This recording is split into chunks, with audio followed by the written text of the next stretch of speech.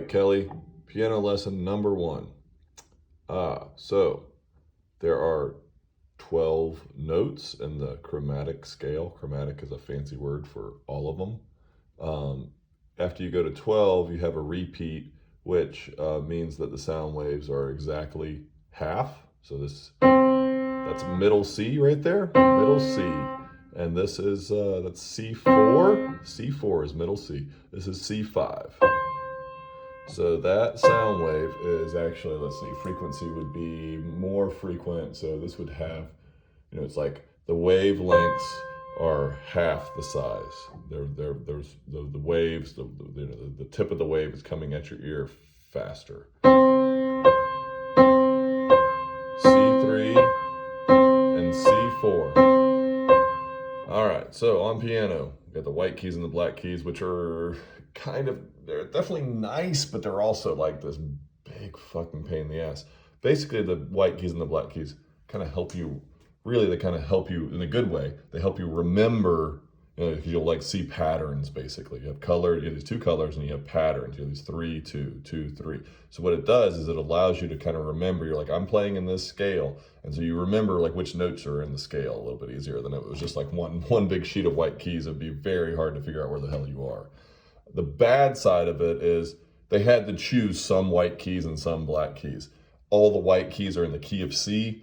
That means that when anybody else who isn't as awesome as me teaches you music theory, they always make the key of C magical. There's nothing fucking magical about the key of C. It is totally convention. It just happened. It doesn't even make sense. Like, why did they make it the key of A? A is the first letter, right? But they chose C for who the fuck knows what reason, but there's nothing special about the key of C other than it's really easy to play on piano. So first, all 12 notes, right? We have 1, and then we go to 12 here. 1, 2, 3, 4, 5, 6, 7, 8, 9, 10, 11, 12, and then 13, would be the next octave up, C. So there's 12 distinct notes.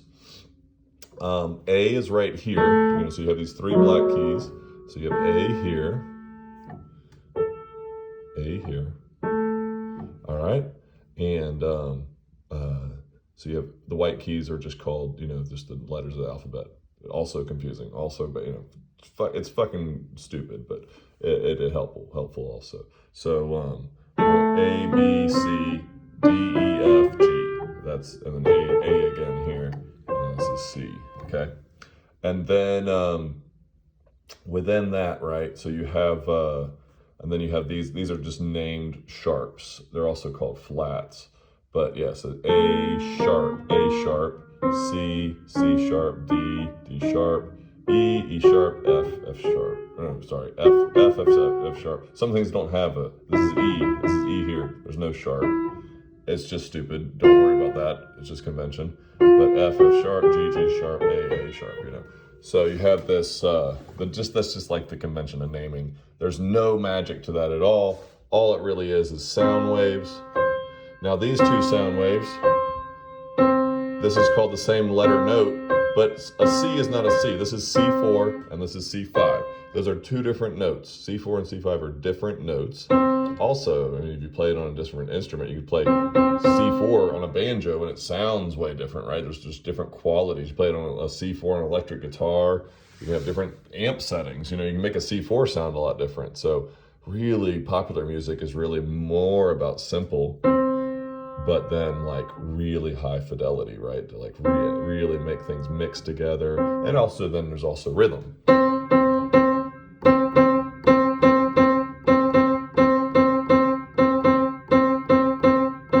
That's just one note, but rhythm. Rhythm is super important, right? So a lot of music theory bullshit and a lot of piano lessons, you're lucky you have me and not these other bullshit people actually know what they're talking about, because they forget rhythm. They don't talk about rhythm. They just talk about melody, and harmony. But rhythm is super important, especially for popular music. Geez, it's more important. I mean, there literally are songs. A lot of rap songs, right? Which would be kind of like, be the whole song, right? But with really fancy shit. Okay, so we're at 4 minutes. We're gonna stick with 10 minutes because that's about as much as anybody can be expected to absorb. So what we have C, same letter note, C4 and C5 here. So we know that this, the wavelength is half, right? Half of this. So these sound really good together. I mean, they're, if you imagine the sound waves going through the air, this is harmony, right? This is beautiful harmony. And the only thing better would be to have like a banjo playing C4 and a piano playing C4. That would be like the perfect harmony. I mean, the waves would be, you have them tuned correctly and the waves would be actually identical, But this is pretty close to this perfect harmony. Now, harmony is beautiful, but it is also boring, right? So this would be a pretty fucking boring song, right? Even though we do have officially 2 notes, it's only one note type, or note letter, right? It's only C, right? C4, C5, C4, C5. Boring, right? The next best harmony I know off the top of my head, right? This is 12, right? So you go 1, 2, 3, 4, 5, 6, 7, 8, 9, 10, 11, 12. You go 12 half steps, another terrible thing. This is a half step. This is a half step. This is also a half step. It doesn't matter if it goes from white to black or white to white. They're half steps. Terrible name, so confusing, but there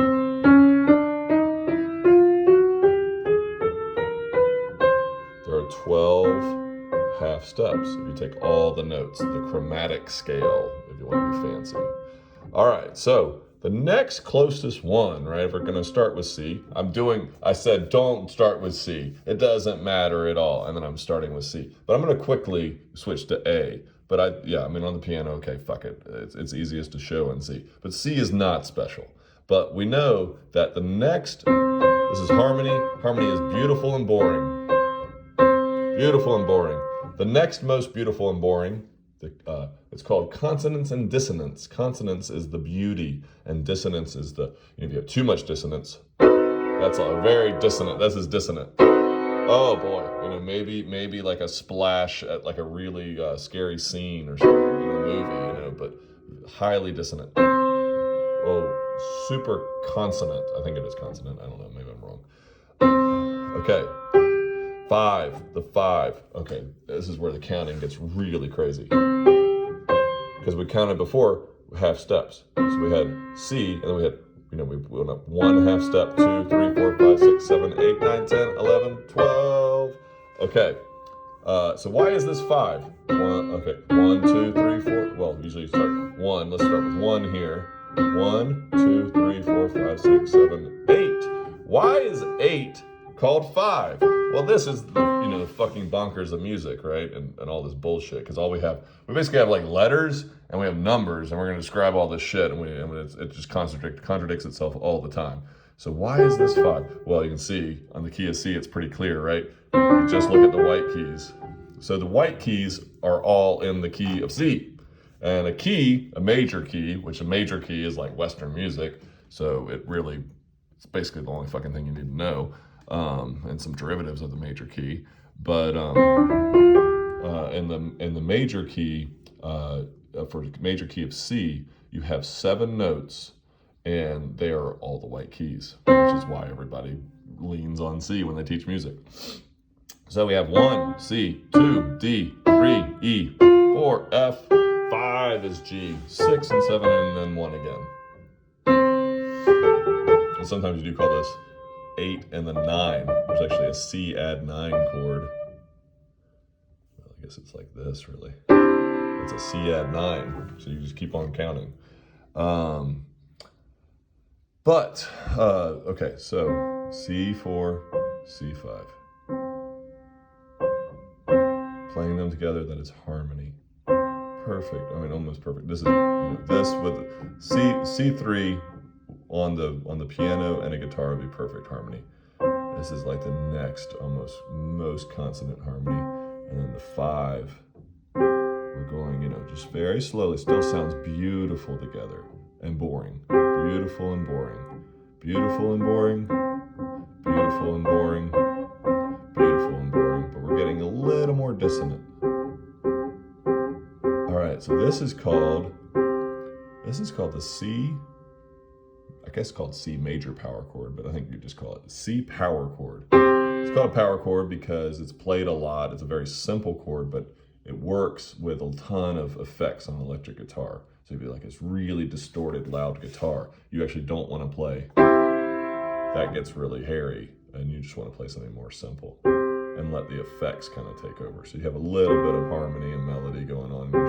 It's not like monotonic, right? There is something going on musically in the song, but it's very simple, you know, like death metal or something, you know, so you just play 2 notes, but play them really loudly. So if we, the standard, you know, if you're playing piano or guitar, the standard chord, and chords are harmony, they're notes played together. The standard chord is a 3-note chord. So we just add the next thing, this, you know, this, I can't remember, but it's like every 3 wavelengths or something matches up to this one. And this is like every 4 wavelengths. So it has to do with the wavelengths traveling through the air and how, like, this is dissonant. Those wavelengths are just all garbage. They're just like all over the place. Whereas those wavelengths, you know, they don't line up perfectly, but they repeat. The peaks and valleys hit at a similar time. So, you know, it's pleasant, it's beautiful.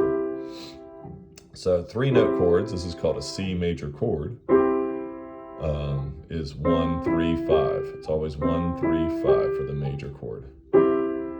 Okay, and then you can also add the 7th. I think C major 7 is in the C major scale. So yeah, so you can always add the 7th, and that's jazz. So it gets a little more dissonant, but all still beautiful, obviously. This is obviously very simple jazz.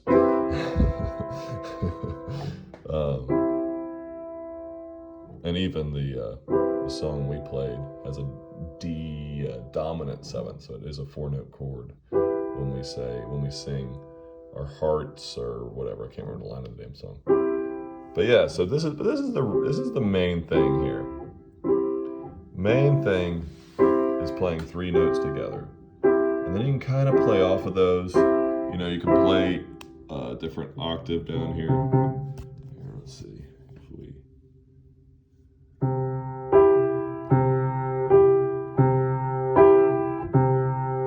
It's a very simple rhythm, right? Just get some sort of alternating kind of bass feel.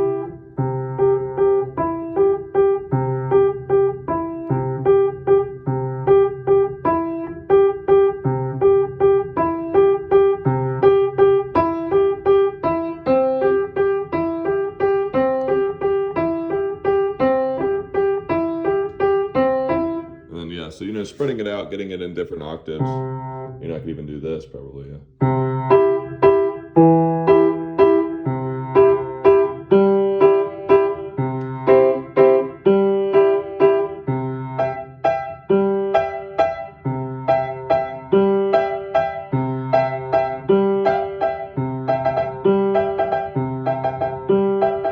It's all, you know, I mean, this is where piano playing takes off, right? This is why there's millions of years of practice.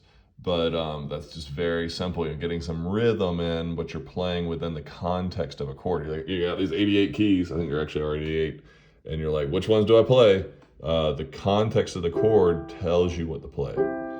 Now, within a key, I was also going to say, I was going to switch to A. So A is 1, 2, 3. So we have a black key, 4, 5. So A major. So if we switch to the A major key, and we're going to play the root note A major chord, 3-note chord, we play 1, 2, 3, 4, 5. It's an A major chord. So now we incorporate a black key. It's, you know, the sound waves are like the same, right? Like the relationship between these 3 sound waves and the relationship between these 3 sound waves is identical proportionally, right? I mean, an A is a lower sound than the C here, but you know, the intervals of the keys is the key. Right?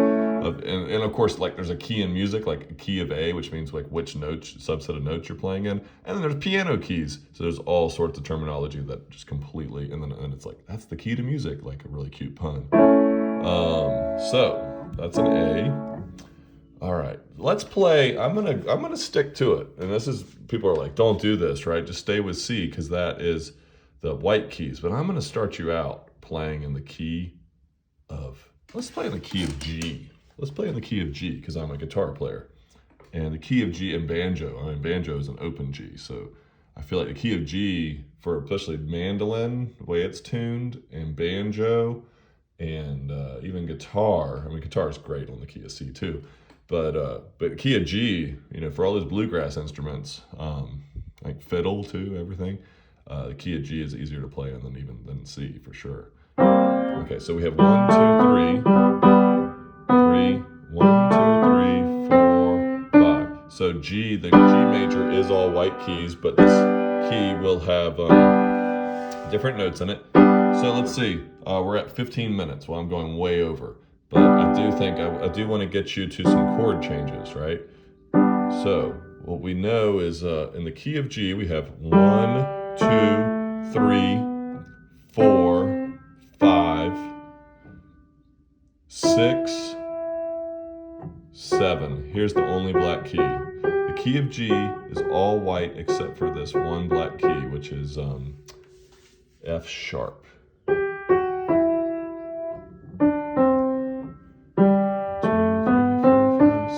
7, 8. Yep. So it's all the white keys except for F. It's F sharp. So that's pretty easy. Yeah, let's stick with the key of G because that will give you an idea, a little taste. You know, some keys have tons of black keys in it. Some keys have tons of black keys, which key means two different things in that sentence. All right. All right. So we have G major. Now you can play a 3-note chord. This is called the root, G. The root is G, and I'm playing 1, 3, 5.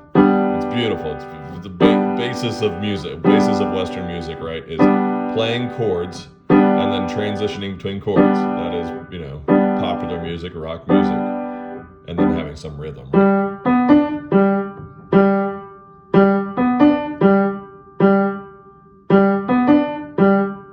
Yeah, you got to do some rhythm too. You can't just do. I mean, you can just do this, but yeah, playing these chords, playing them together, and then switching. You got to get a black key here. All right, so I'm going 1. I'm skipping the 2 and the 3 because they're tricky. They're minor chords. But 1, 4, 5. 1, 4, 5 in the key of G, man, that is bluegrass music, right? Typically not played with a piano, but yeah, 1, 4, 5. So we play 1, we play the 1 chord. So it's weird because it's like 1, 4, 5. What I'm saying when I say 1, 4, 5, that's like from G. G is 1, 4 is C, and 5 is D. So it's G, C, D. But those aren't the chords. We're switching between those chords. So each chord is 1, 3, 5. So 1, 3 is A, and 5. Why am I confused now? Yeah, 1, 4, 5. 1. Wait. Oh, sorry, I got off. Okay, yeah. G, B, D. 1, 3, 5 is G, B, D. Not. I was off one. So 1, 3, 5. G, B, D. 1, 2, 3, 4, 5, 6, 7 is the black key. 8. 1, 2, 3, 4, 5, 6, 7, 8. All right, so 1. So we have the root chord 1. We're gonna play the 1 chord. Each chord is 1, 3, 5. We will never play a note that's not in this scale. We'll never play the other black keys, and we will not play F. We won't play F. We won't play these two. We won't play these two. We would. That is in the key. You can keep on going all the way down to the other side.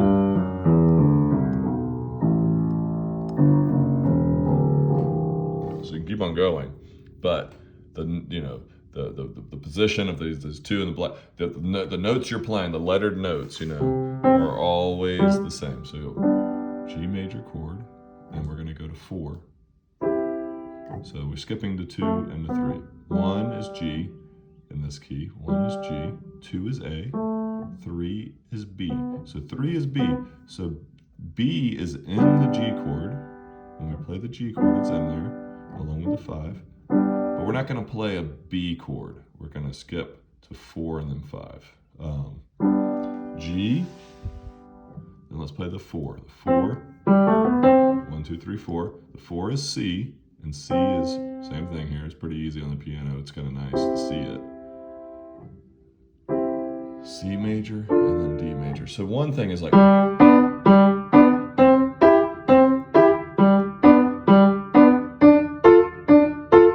no, see, I missed the black key there. You can hear it. You can hear when it's off.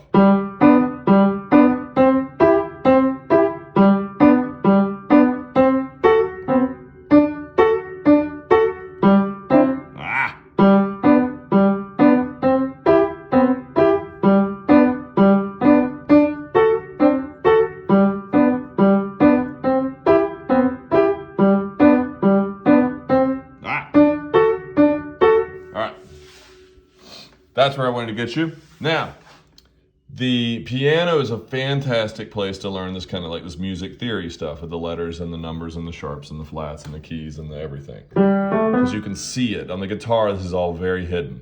But the guitar is a beautiful instrument. Because what the guitar does is it minimizes leap. What the fuck does minimize leap mean? Okay, so the leap here, the reason why this sounds kind of hokey, well, there's a lot of reasons, but one of the reasons this sounds hokey is because of the leap. The leap is not minimized, let's say. It's a pretty big leap. And the leap is from the root note. Okay, so especially this part. The second part. So what that is, we're going from G at the root note, so our ear is kind of rooted on that bass. And then we go here. This is the leap. Wham! You know, 5, however you want to count, but let's say 5. We're going from 1 to 5. And so that leap, we want to minimize that leap. So typically, you know, you have, this is like the named note of the chord. We're playing a D major chord here, right? And so typically D is the lowest note. But if you want to make it sound a little smoother, what you do is you look down here and you're like, hey, the first note I was playing was a G, but I was just playing it up, you know, here. And so, but if I look at my D, if I'm just moving down, I look at my D, then I can say, well, shit, these two notes are really close to D. In fact, this one, F sharp, or I said D, G. This one, F sharp, is just 1 off. So what you do is you play them, but you play the F. You're playing a D major, but you're playing the F sharp. And make it nice and smooth.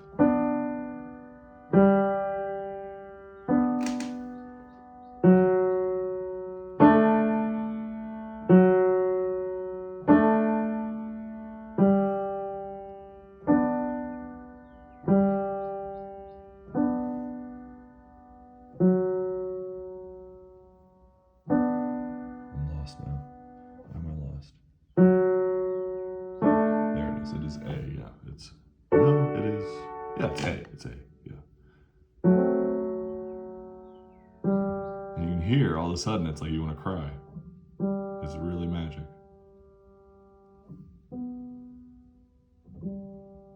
You went from hokey, you're playing the same exact fucking notes, and you go from hokey to crying. There's not even a minor. Fuck it, unless I hit it too hard. Okay, I'll try to get you to cry.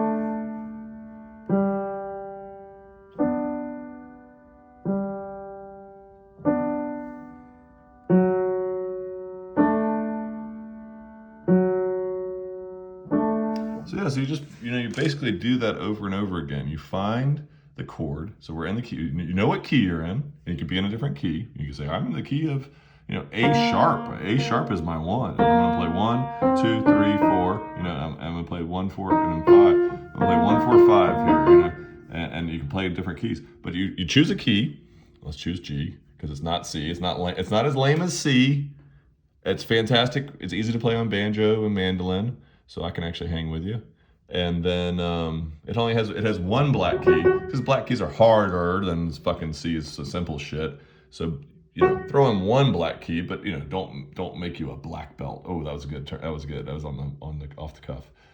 So don't try to make you a black belt right off the bat. But you can handle one black key just to kind of remember and to have the concept that these black keys are not mysterious, right? I think that's the main problem I have with music theory bullshit that they teach in public schools and not in the Acton School of Music that we're running here. 25 minutes. I will definitely keep this under 30 because we really are there. This is basically everything, but I want to kind of slow down and go over what I just did, right? So we have G, and G is the one, and it's a very special. So you don't always, but typically you start with the one, right? You're in the key of G, and you kind of start your song, and you're in G, and you come back to G a lot. It is a very special chord in the key. It's like the one major chord is really where it all starts and all it goes back to. I mean, you can break every fucking rule you want, but that's the basic rule. And then what we did. Really, 4 and 5, the majors, are very important. And so we could play this C. It has a G in it. So yes, we could play this C. I'll even do that for you, right? So I just located, I played it normally, so it's easy to see on the piano. I'm like, okay, now I know what notes are in it. And then I'm like, oh, well, I can really minimize leap. There's a G in it, right? So it's like leap can be really minimized to 0. And so we can go from, this is G, and this is C, but minimizing that leap. So when we're going from G to C, we can play the C in kind of like a funky way that makes you want to cry. And then we know that we can go to F sharp and what, A? Yeah, F sharp and A. It's kind of an interesting spread of the fingers. Definitely good to have big hands. So glad that you have huge hands. I'm kidding. But you can overcome that. I've seen Kevin's friend Mike has a curled up hand and he plays guitar. Okay. So we got about 3 minutes. Just try to make you cry as much as possible with only major chords. And this is not my main instrument, and no vocals. No, I don't have sad lyrics.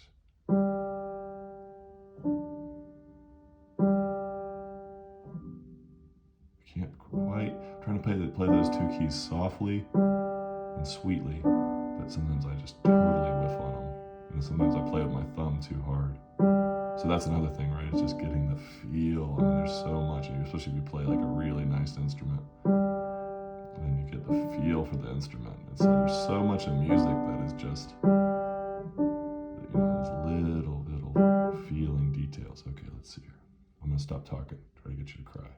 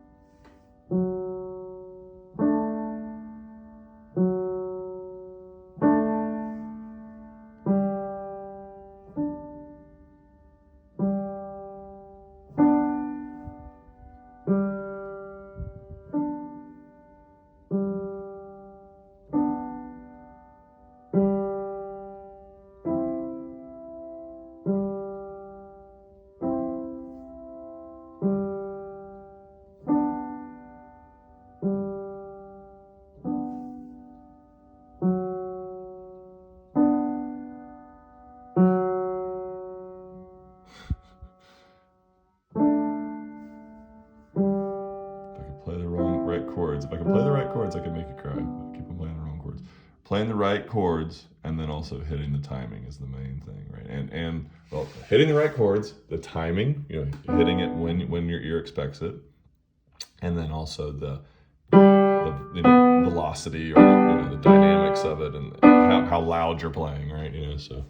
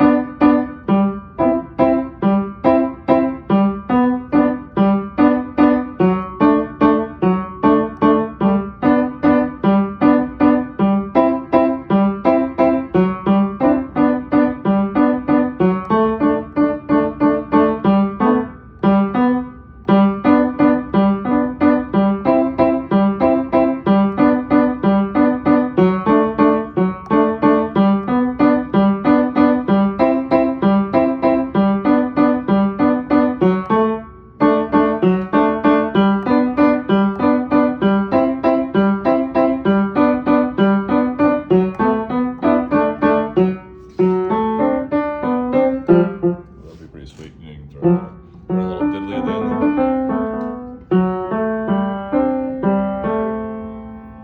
All right, 35 minutes. Not terrible.